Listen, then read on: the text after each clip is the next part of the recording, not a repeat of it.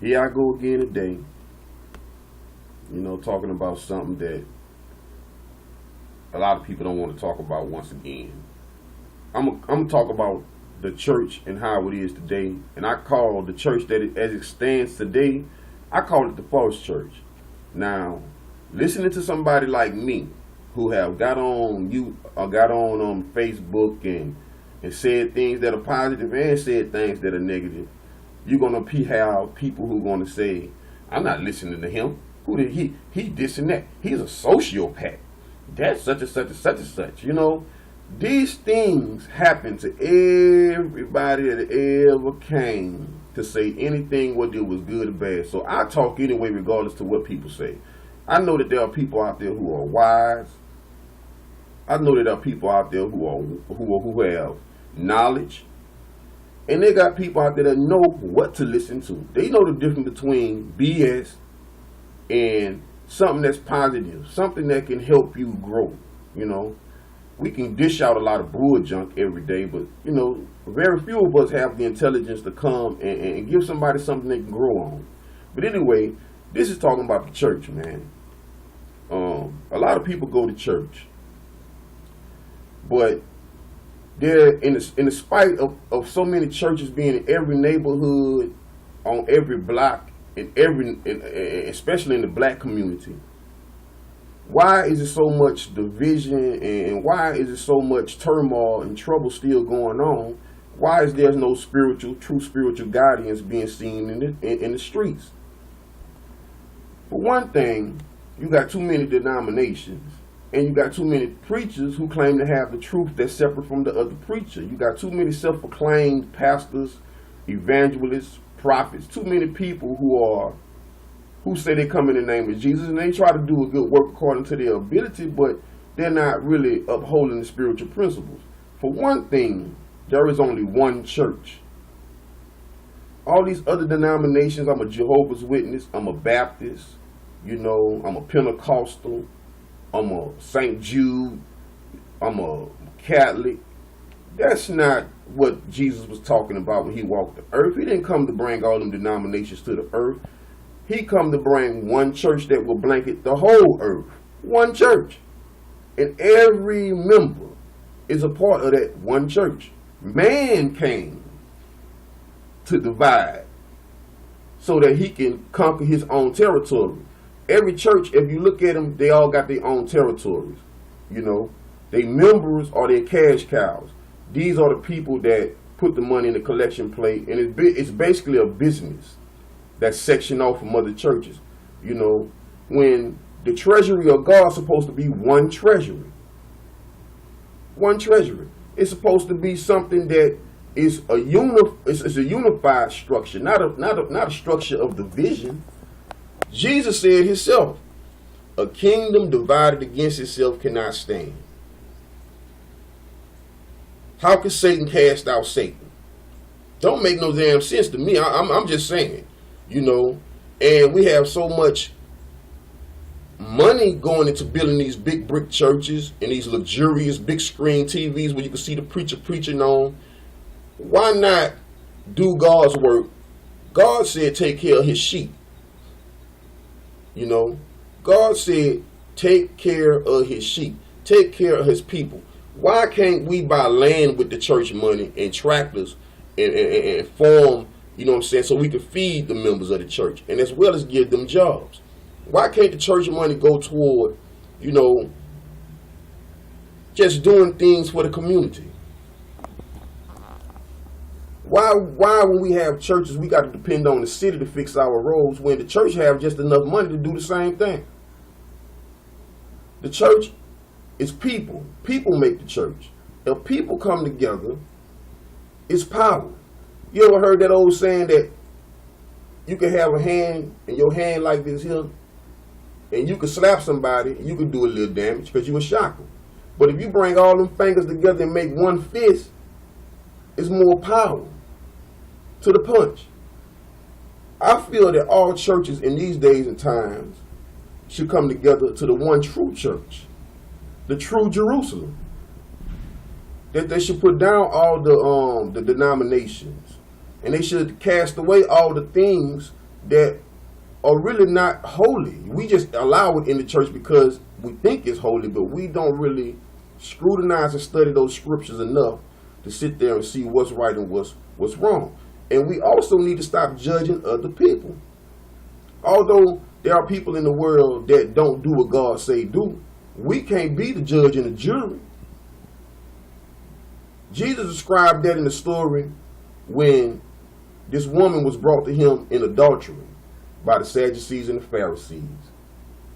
And they had a multitude of people behind them because they wanted to see what Jesus was going to say. Because back then, if you committed a crime against the Mosaic law, which is the old Torah, you would get stoned to death, beat with sticks. You would instantly get sentenced to death by the religious leaders of that day. Thank God it's not like that now. You know what I'm saying? But back then, 2,000 and some years ago, when the Lord walked the earth in the flesh, this woman was brought to him and she was accused by the religious leaders of being caught in adultery. Jesus was standing there in sandals, writing in the dirt, just like an ordinary man. And they wanted to tempt this man and make this man look like a fool. So they said, Lord, this woman has been caught in adultery. What shall you say we do with her? Jesus, knowing the Mosaic law, a man, that ain't God's law. God ain't said stone every human being because they make a mistake in life or they do something that's not becoming. That don't make you instantly go to hell. There is forgiveness and mercy in this world. There is compassion. You know what I'm saying? Exercise love, compassion, mercy on people, no matter what walk of life they come from. That's what Jesus did, and his example was set with this woman that was caught in adultery. He looked at the religious leaders, and he knew all of them sins and all of them dark closets and everyone, you know what I'm saying, who was out there who wanted to bring this woman into trial to give her the death penalty because she committed adultery on her husband. Jesus said to the people when they asked him what he think that they should do with her, Jesus said, let him who is without sin cast the first stone. You know what they did? All of them looked at one another and walked off one by one to when nobody left but that woman and Jesus. And you know what Jesus did? He looked at that woman and told her she forgiven her sins to go on about her business. Because he exercised one thing that I don't see the churches exercise today. That is forgiveness, that is mercy, that is love. You know what I'm saying? In order for you to have that, there will be no divisions. There will be no hunger. There will be no strife. Because the religious leaders of that day are supposed to judge righteously on how a matter is supposed to be dealt with, not according to the people's gossip. You got a lot of preachers that go along with gossip. You got a lot of preachers that talk to a man's wife about another man's business without even consulting that man. Or talk to a man about his household business without even consulting that woman. Respect is respect. If you're going to respect people as they are. Jesus respect people as they are. He sat at the table with sinners and Republicans. He drunk with these people and everything. That didn't mean he have to do what them people did. That means he showed kindness and love and caring and understanding. And he was always open to forgive them if they was ever to come to him and confess. How could I go to church that's teaching the same Bible but under different administration? What administration could you be under but God? What is so unique about the teaching that you are given that the other churches is not given? If you're coming from the same Bible, there must be an underlying plan, and that underlying plan ain't of God. Because Jesus said out his own mouth, a kingdom divided against itself cannot stand. The church and the body is a kingdom. And if it's divided against itself, then it must not be the right kingdom. It must not be the true kingdom. Can't be. Because man, ego is involved. He got to have his say. When God says something, man got to have his say. Just like the Sadducees and the Pharisees back then, the Mosaic law was man's law that they said that was given by God. But this same law that they was telling people that was given by God was a law that didn't show no mercy, Didn't show no kindness, didn't show no love. So what that was, a law that was of man. It wasn't of God, it was contaminated by man. We are human beings, and we live in an era of technology. We don't live in an era of horses and carriage no more. We don't look up at the stars and wonder no more. We can tell you, we can basically point out what type of planet it is now. Because we have advanced in knowledge, advanced in intelligence, advanced in technology. We should be out that rut of division, that barbarianism, that darkness that Satan keep on perpetuating in the world. And you look at me, look who's talking. Because I could be Satan himself sometime. Because all of us can. There is nothing about no one on this earth that is perfect. Nothing. Some of y'all ruled by demons, don't even know it. Some of y'all are ruled by dark shadows. Wake up in the night, seeing them run from by your bed, asking people, why I keep seeing these dark shadows? Some people have so much darkness and so much things going on in their life because there is nobody, they don't even forgive themselves. You got to forgive. You got to. It's hard. It's hard to forgive, love, and show compassion to people. But that is the only thing that is spiritually worth something in this world. It ain't. You can go to church on Sunday all you want to. You know what I'm saying? Nowadays, you go and see. You can go to church and see just as much booty as you can go to the club and see. You know what I'm saying? What if Jesus was here? How would we dress and present ourselves to the Lord in the flesh? I wouldn't be cussing. I wouldn't be on Facebook writing all, no, somebody make me mad. I just kind of like, chuck it off. But I'm human. You know what I'm saying? So therefore, I'm letting all of us know that we are all humans.